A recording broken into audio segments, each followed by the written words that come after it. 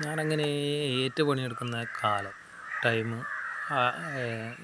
ഏറ്റു പണിയെടുക്കുന്ന സമയം പിന്നെ അവിടെ പോയിട്ട് ബൾക്കെല്ലാം കത്തിച്ചിട്ടാണ് ദൈവത്തിനെ കെട്ടിയടിക്കുന്നത്.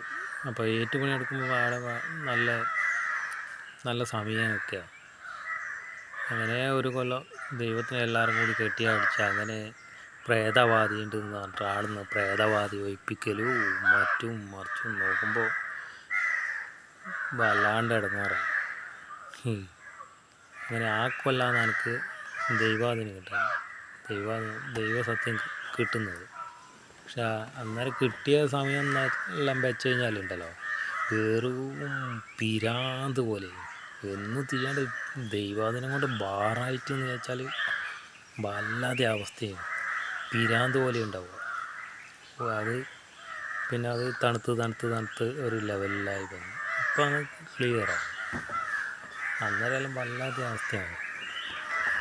ഞാൻ റെയിലിന് തലവെക്കാനെല്ലാം പോയിട്ടുണ്ട് പിരാന്തായിട്ട്.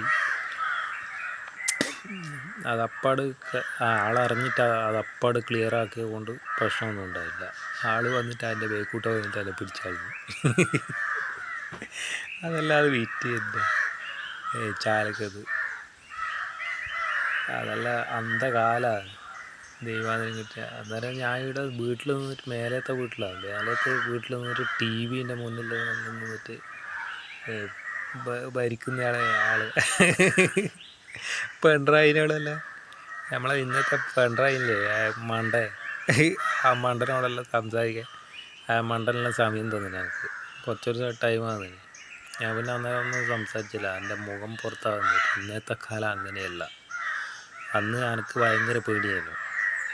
അന്നത്തെ കാലം എന്ന് വെച്ചാൽ ഭയങ്കര പേടിയാണ്. എല്ലാവരും പിന്നെ ക്യാമറ എടുത്ത് വരുമോ എന്നുള്ള പേടിയാണ്. ഇന്ന് എനിക്കങ്ങനെ പേടിയില്ല.